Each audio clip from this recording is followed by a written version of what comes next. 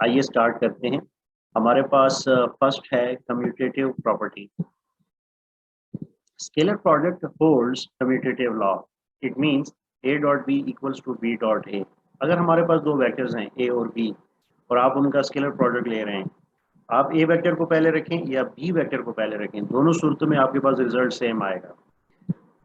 इसकी physical interpretation आप यूं कर सकते हैं कि अगर हमारे पास दो वेक्टर्स हैं a वेक्टर और b वेक्टर जो कि थीटा एंगल के हिसाब से ड्रॉ किए गए हैं, अब बी वेक्टर की प्रोजेक्शन अगर हम ए वेक्टर पर देखें तो इसके लिए जाहिर है हमें एक परपेंडिकुलर ड्रॉ करना पड़ेगा बी वेक्टर के हेड से ए वेक्टर पर, जैसे कि ये डॉटेड लाइन से दिखाया गया है।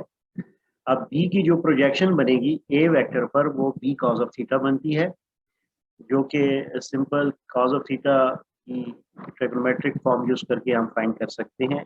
बड़ी डिटेल के साथ मैंने पिछले लेक्चर में इसको एक्सप्लेन किया हुआ है। उस लेक्चर का लिंक भी मैं डिस्क्रिप्शन में दे दूंगा, काइंडली आप वो दोबारा से वॉच ज़रूर करें। ऐसी सूरत में जब आप बी की प्रोजेक्शन ए पर देखते हैं तो बी कॉज ऑफ थीटा का जो बी का प्रोजेक्शन है वो और ए का जब हम आपस में मल्टीप्लिकेशन लेते हैं तो वो A vector dot B vector equals to A into B cos of theta बनता है। अब अगर आप ये करें कि ए वेक्टर से आप एक परपेंडिकुलर ड्रॉ करें बी वेक्टर पर और फिर ए वेक्टर की प्रोजेक्शन बी वेक्टर पर देखें तो वो ए कॉज ऑफ थीटा बनता है। अब हम जब ए कॉज ऑफ थीटा को बी के मैग्नीट्यूड वेक्टर के मैग्नीट्यूड से मल्टीप्लाई करते हैं तो हमारे पास एक्सप्रेशन ऐसा बनता है कि B vector dot A vector equals to B into A cos of theta. अब ये दोनों सूरतों में आपके पास यहाँ से और यहाँ से रिजल्ट सेम आता है। जाहिर क्योंकि डॉट प्रोडक्ट है तो इस साइड पे जो हमारे पास रिजल्ट आएगा वो एक नंबर आएगा और बी डॉट ए करने से भी हमारे पास एक नंबर जाहिर आएगा, जो कि दोनों का रिजल्ट सेम होगा। तो इस तरह से हम कह सकते हैं कि scalar product holds commutative law.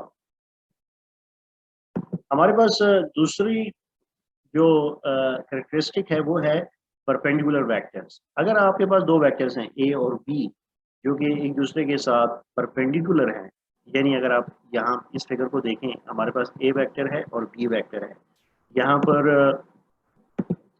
दोनों के बीच में अगर एंगल जो है वो 90 डिग्री का हो तो ऐसी सूरत में आपके पास जो एक्सप्रेशन है A vector dot B vector equals to A B cos of theta, तो थीटा को हम रिप्लेस कर देंगे 90 डिग्री से, तो cos of 90 degree equals to zero, जैसे कि आपको पता है। तो इस तरह से ये पूरा एक्सप्रेशन ज़ीरो हो जाएगा। तो ऐसी सूरत में जब दो वेक्टर्स आपस में म्यूचुअली परपेंडिकुलर हों तो हमारे पास A vector dot B vector zero की इक्वल आता है। और तीसरी कैरेक्टरिस्टिक ये है कि उसमें हम स्टडी करने जा रहे हैं कि पैरेलल और एंटी पैरेलल वेक्टर्स। अब अगर हमारे पास ये दो वेक्टर्स ए और बी एक दूसरे के पैरेलल हों, जैसे कि आप इस फिगर में देख सकते हैं, ए वेक्टर और बी वेक्टर एक दूसरे के साथ पैरेलल है। पैरेलल मीन्स उनके बीच में 0 डिग्री एंगल है। तो ऐसी सूरत में हमारे पास जो एक्सप्रेशन था A vector dot B vector equal to A B cos of theta, तो थीटा की जगह हमारे पास आ जाएगा 0 डिग्री। तो कॉज ऑफ 0 डिग्री 1 की इक्वल होता है, तो 1 मल्टीप्लाइड विद ए बी, तो आपके पास बन जाएगा ए बी। अब अगर ए और बी वेक्टर दोनों एंटी पैरेलल हों एक दूसरे के, जैसा कि आप यहाँ पर देख सकते हैं, ए वेक्टर की डायरेक्शन इस तरफ है और बी वेक्टर की डायरेक्शन इस तरफ, तो ऐसी सूरत में इनके बीच में एंगल जो है वो 180 डिग्री का बनता है। तो अब हमारे पास जो एक्सप्रेशन है उसमें हम लिखेंगे कॉज ऑफ 180 डिग्री, और कॉज ऑफ 180 डिग्री इक्वल होता है -1 के। -1 मल्टीप्लाई विद दिस टर्म, तो आपके पास बन जाएगा माइनस ए बी। तो ऐसी सूरत में आपके पास negative maximum value of scalar product आ जाती है और यहाँ पे आपके पास positive maximum value of scalar product आ रही थी। इस सूरत में negative maximum value of scalar product. उसके बाद जो नेक्स्ट कैरेक्टरिस्टिक है हमारे पास वो है सेल्फ स्केलर प्रोडक्ट। यानी अगर एक वेक्टर आपके पास फॉर एग्जांपल ए है तो उसको उसके सेल्फ में मल्टीप्लाई आप करें तो रिजल्ट के तौर पर आपके पास स्क्वायर ऑफ इट्स मैग्नीट्यूड आ जाएगा। यानी वही expression a vector dot B vector, वहाँ पे हम बी वेक्टर को ए वेक्टर से रिप्लेस करने जा रहे हैं, तो A vector dot A vector equals to A cos of 0 degree. तो कॉज ऑफ 0 डिग्री इसलिए कि हम वही वेक्टर जो ए है उसको उसी के साथ मल्टीप्लाई करने जा रहे हैं, तो इसका मतलब है कि एंगल तो 0 होगा।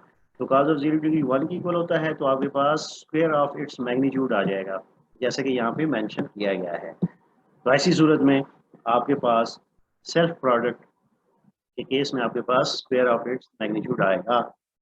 इसकी एग्जांपल आप काइनेटिक एनर्जी की दे सकते हैं। अक्सर स्टूडेंट ये पेपर में आ जाता है कि काइनेटिक एनर्जी स्केलर क्वांटिटी है या वेक्टर क्वांटिटी है, तो इसमें स्टूडेंट्स कंफ्यूज हो जाते हैं। तो याद रखिएगा काइनेटिक एनर्जी एक स्केलर क्वांटिटी। आइए देखते हैं, इसका एक्सप्रेशन है equals to half M V square. इसमें वी जो है वेलोसिटी है। अब चूंकि ये वेलोसिटी का स्क्वायर है, तो इसको हम इस तरह लिखेंगे V vector dot V vector. अब हमें पता है कि जब डॉट प्रोडक्ट जो है उसका रिजल्ट एक नंबर बनता है, तो ऐसी सूरत में हमारे पास यहाँ पे एक नंबर आएगा और इसमें डायरेक्शन जो है वो नहीं इन्वॉल्व, तो इसलिए काइनेटिक एनर्जी को हम क्या कहते हैं कि ये एक स्केलर क्वांटिटी है। तो डियर स्टूडेंट ये याद रखिएगा, ये अक्सर पेपर में पूछा जाता है।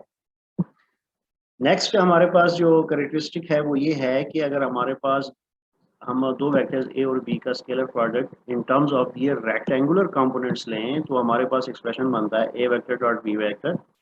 ए वेक्टर को उसके कंपोनेंट्स में हम लिख लेते हैं, बी वेक्टर को लिख लेते हैं और दोनों को आपस में मल्टीप्लाई कर देते हैं।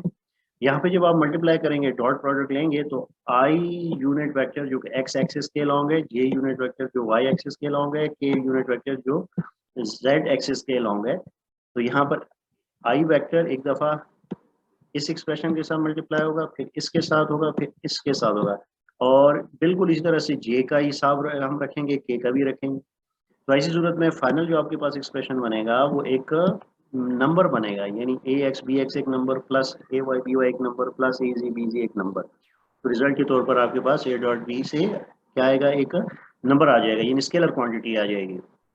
जब आप इसको मल्टीप्लाई करेंगे तो आपको यहाँ पर ये ध्यान में रखना पड़ेगा कि आई जे के का जो एक्सप्रेशन आपके पास मल्टीप्लिकेशन आएगी आई वेक्टर की जे के साथ, जे के साथ, के आई के साथ, तो आपके पास वो जीरो बनता है, क्योंकि इन सब के बीच में, इनके दो के बीच में भी 90 डिग्री है, इन दो के बीच में भी 90 है, इन दो के बीच में भी 90 है।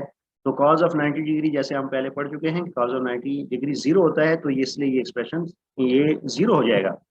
लेकिन जब हम आई वेक्टर को आई वेक्टर के साथ, जे का जे वेक्टर के साथ, के का के वेक्टर के साथ लिखते हैं, मल्टी डॉट प्रोडक्ट लेंगे, तो चूंकि उनके बीच में एंगल कॉज ऑफ 0 डिग्री होगा, तो ऐसी सूरत में हमारे पास 1 आएगा। और आपको पता है कि यूनिट वेक्टर्स का मैग्नीट्यूड क्या होता है, 1। तो I unit vector dot I unit vector 1 multiply 1 तो 1। तो ये प्लीज ध्यान में रखिएगा।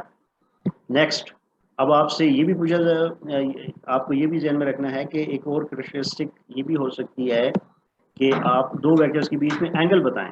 तो A vector dot B vector का जब आप मल्टीप्लिकेशन लेते हैं, जैसे कि यहाँ पे हमने अभी किया है, तो इसके साथ आप ये वाला टर्म भी रखें जहाँ से आप कॉज ऑफ थीटा बता सकते हैं, जिसको फर्दर आप लिख सकते हैं कि theta equals to cos inverse of this term.